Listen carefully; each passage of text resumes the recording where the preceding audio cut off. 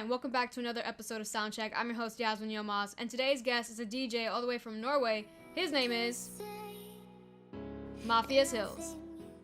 Hi, my name is Mathias Hillz, and you're listening to 90.3 WMSC. Hey! Yo, what's up? How are you doing? I'm doing fine. Sorry for the delay though, but I was co-hosting like a tournament, so we got a little bit delayed there.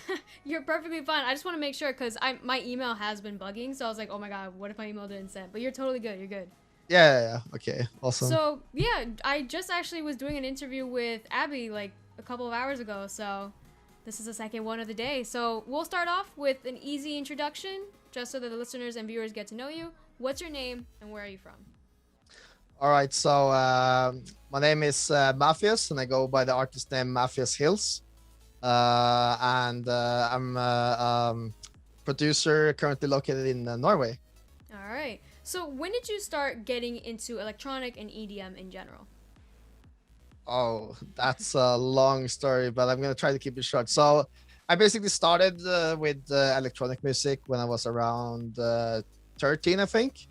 And it was really interesting as well, because I started normally listening to more like hip hop / rock R&B tracks. But when I finally found electronic music, it was just like a whole different world of different expressions and feelings that I could connect with. And yeah, it was just amazing. That's awesome. And how would you describe the genre that you work with right now, or genres? So at the moment now, I'm working mostly with progressive house and future house. And for me, it's that I'm kind of there in my life now that I have a lot of like positivity around me. So I'm also a really like melodic person. So I kind of feel like those are like the most genres that I can be really like happy vibes, and also with like tropical house as well, just like creating a vibe that everyone can be like happy around, if you know what I mean. Yeah, 100%. So pretty much like what pulls you into those genres is the emotion, that positive emotion. Yeah, correct. Okay, cool. So who inspires you or influences your sound? What people do you look towards to reference? So when it comes to electronic music as well, it's super important to find your own sound. That's kind of like the key make it or break it in this industry. But for me, I was really a big fan of Avicii when he was around, and his music this day. Just the way that he could like find different melodies, different like emotions from person, and utilize that to actually to create a certain emotion within different persons, was just amazing. So I have a lot of inspo from him, but I would also say that current artists is like Mesto, Mike Williams. They also have really a lot of melodic sounds going out there now, and so those are like my biggest inspirations currently for the music I produce today. I really did pick up on the melodic sound within your first single that you released back in February, Moving On. Huge congratulations, because it's almost hit 8,000 streams, so that's awesome. So Yeah. I have to say, your journey is kicking off. Are there any upcoming projects that you can talk about that you would like to talk about? Yeah, I have. So when I released Moving On, it was just I wasn't sure if I was ready for a release yet, so I was just kind of throwing myself out there, and it did go really well.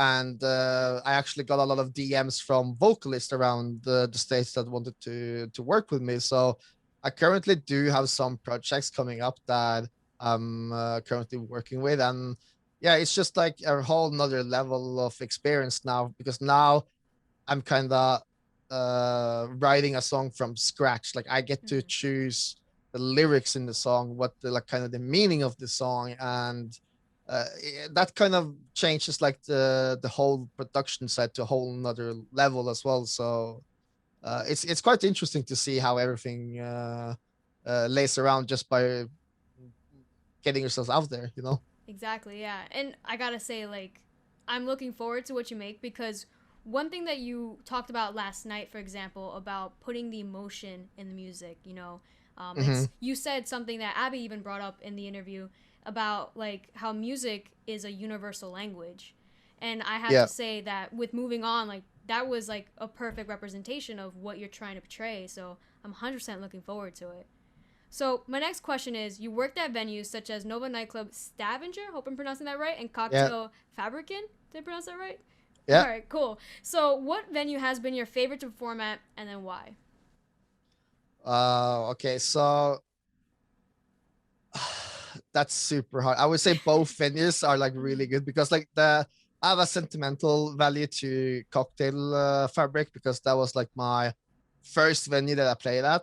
Right. So I kind of have that like emotional side to that. But at no like Nova Nightclub, I've gotten to experience playing like having a DJ set with my hero. So I've played with Mesto there. I've played with Mike Williams there. So it's like it's so two-sided. But if I have to choose, I would say like Nova is probably my favorite venue to play at.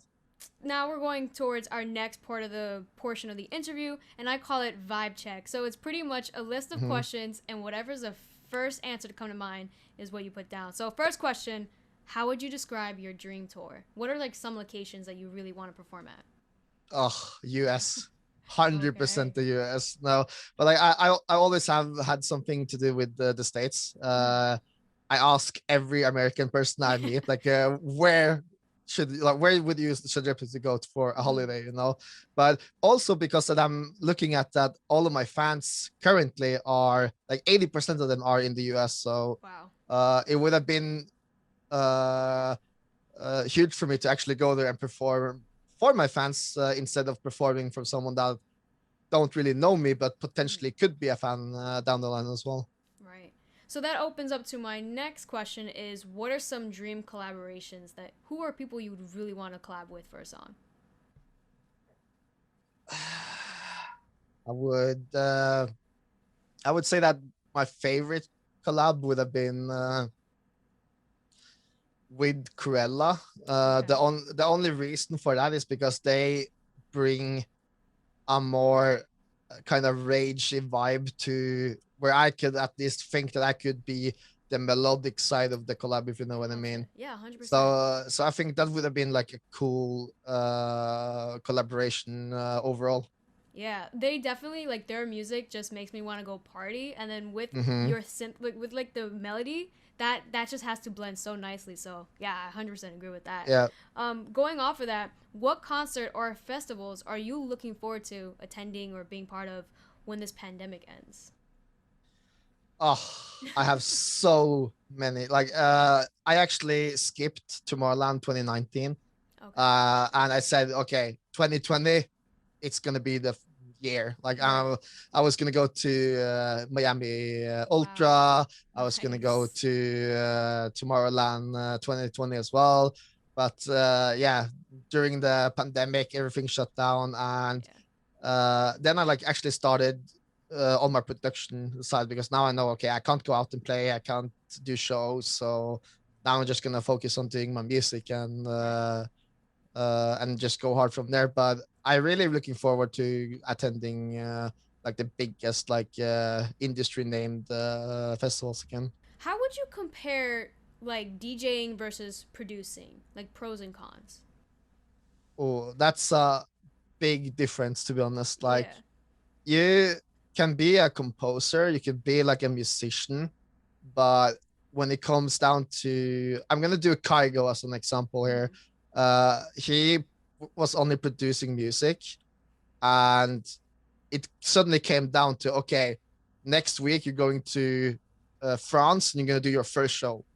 He didn't know how to play, he didn't know how to like operate the decks, and that's like he managed through that night and it was probably okay. But the whole thing with a DJ's job is to basically secure that everyone in the room is having a good time. So Right. you can like imagine like the booth is like way higher up than Yeah. all like the dance floor. So you have like the overview of the whole club. You can see if the baristas are dancing, you can see if the people are dancing, Yeah. So you kind of have to feel the vibe out in the room, and if you see that the current vibe or the mood set in the room isn't working out, you need to change up the music. So that's like the hardest part, I think, for being like the producer versus DJ like segment, at least. Yeah, I actually, the one concert that I went to of Kygo's back in, there was this 2 years ago in Boston. Mm-hmm. So wow, I didn't even know about that. This leads me to my next question. What are some artists or just genres in general that you've been hooked on recently? Like you just keep playing it over and over. Recently? Yeah. Oh, good question. I have to bring up my Spotify now and Go see. ahead. Let me see. I have on my, so this is my like on Spotify. I have an official page called Mathias Hillz 2021 Raven Rage. Okay. So let me see. So I can say I have a lot of sick individuals in the list. I have a lot of Will Sparks actually, and Timmy Trumpet. So it's more like in the big room genre and like typical like bass house genre I've been into currently, at least. Yeah, Timmy Trumpet is like such a party going. Like it just pumps you up. 100%. It literally just gets you turned up. So when you're not creating music, what do you love to do? Oh, so for me, like just disconnecting from the music is a really important process of mine, because I would just go crazy if I were only thinking about music all the time. So what I normally do, I either just grab a quick game with some of my friends, or I have a camera that I go out and take even photos of. I can. That's I'm also like trying to get into like normal like nightclub videography as well. So if I'm bored and I don't have a gig, I go out and just record my other DJ friends playing, and go to like the editing part of it as well. That's awesome. Yeah, 100%. And like one thing I was talking to Abby about was like that whole thing of like broadening your skill sets. Because when you're starting off, it's just you have such a limited budget, so you're building up that platform. So that's really cool that you dived into like videography and photography as well. So Yeah. this is the last question of the interview. As you said earlier, you're working on a project, and I definitely want to keep up to date with that. So where can we follow you to stay posted on all your future work and your future sets? All right. So I would say the platform I'm most active on is on Instagram. So my handler is just Mathias Hillz, straightforward. So I post the most there, but I also have a Twitter with the same handle, and a Facebook page as well. So yeah, I'm out everywhere, and I really post. I just copy the post on every platform. So if you have me on IG, you will be up to date to all the newest projects I'm doing at this. All right, perfect. So that's pretty much it for the interview. So thank you so much for coming today to do this interview. And yeah, you did awesome, man. If you're interested in his work, all his socials are linked below, so you can check them out. Thank you so much for watching, and stay tuned for the next episode.